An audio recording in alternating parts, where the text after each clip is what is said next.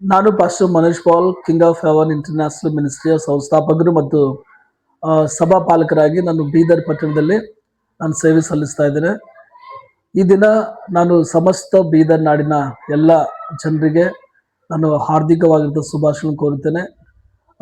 ನಾಳೆ 15ನೇ ಆಗಸ್ಟ್ ಸ್ವಾತಂತ್ರ್ಯ ದಿನಾಚರಣೆ ಅಂಗವಾಗಿ ನಮ್ಮೆಲ್ಲರೂ ನಾನು ಶುಭ ಕೋರ್ತೇನೆ ಪ್ರತಿಯೊಬ್ಬರನ್ನ. ಮತ್ತು ನಾನು ವಿಶೇಷವಾಗಿರುವಂಥ ಒಂದು ವಿಷಯನ ತಿಳಿಸ್ಲಿಕ್ಕೆ ನಾನು ಮುಂದೆ ಬರಲಿಕ್ಕಿದ್ದೇನೆ.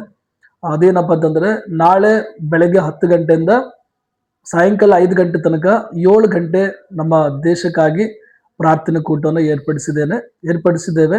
ಅದಕ್ಕೋಸ್ಕರ ಬೀದರದ ಎಲ್ಲ ಒಂದು ಜನರಿಗೆ ನಾನು ವಿನಂತಿ ಮಾಡಿಕೊಳ್ತೇನೆ, ನಮ್ಮ ಭಾರತ ದೇಶಕ್ಕಾಗಿ ನಾವೆಲ್ಲರೂ ಒಟ್ಟಾಗಿ ಸೇರಿ ಬಂದು ನಮ್ಮ ದೇಶಕ್ಕಾಗಿ ನಾವು ಪ್ರಾರ್ಥನೆ ಮಾಡೋಣ. ಸಮಾಧಾನಕ್ಕಾಗಿ, ಶಾಂತಿಗಾಗಿ, ನೆಮ್ಮದಿಗಾಗಿ ಮತ್ತು ನಮ್ಮ ಭಾರತ ದೇಶದ ಎಲ್ಲ ಜನರ ಸುಖಕ್ಕಾಗಿ ಪ್ರತಿಯೊಂದು ಜಾತಿ ಜನ ಕುಲ ಭಾಷೆದವರು ಸುಖವಾಗಿರ್ಬೇಕು, ನೆಮ್ಮದಿಯಾಗಿರ್ಬೇಕಂತ ಹೇಳಿ ನಿಮ್ಮೆಲ್ಲರಿಗೆ ನಾನು ವಿನಂತಿಸ್ಕೊಳ್ತೇನೆ.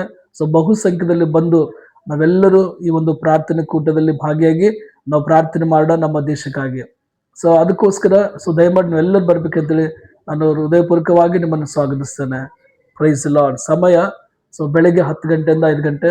ಸ್ಥಳ GS ಕಾಲ್ ಹತ್ತಿರ, ಅಂದ್ರೆ new bus stand opposite secret heart church, ಆ ಒಂದು ಹಾಲ್ನಲ್ಲಿ ಈ ಕೂಟ ಏರ್ಪಡಿಸಲಾಗಿದೆ. ದಯಮಾಡಿ ಪ್ರತಿಯೊಂದು ತಪ್ಪದೆ ಬರ್ಬೇಕಂತ ಹೇಳಿ ತಮ್ಮಲ್ಲಿ ನಾನು ಹೃದಯಪೂರ್ವಕವಾಗಿ ವಿನಂತಿ ಮಾಡಿಕೊಳ್ತೇನೆ. Price lord.